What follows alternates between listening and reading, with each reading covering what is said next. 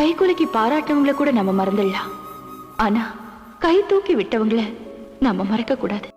என் மேல எனக்கே நம்பிக்கை இல்லாத போது எனக்குள்ளேயும் ஒரு திறமை இருக்குன்னு உணர்ந்து என்னை இந்த உயரத்தை கொண்டு வந்துட்டு இன்னைக்கு எங்கோ ஒரு மூலையில இருக்காரே, அவரை பத்தி நீங்க தெரிஞ்சுக்க வேண்டாம். அவர் பேரு மிஸ்டர் செல்வம். அப்படியே நல்ல உன் பேர் செல்வம் தானே? இங்க உனக்கு என்ன வேலை? சும்மா பார்க்கலாம்.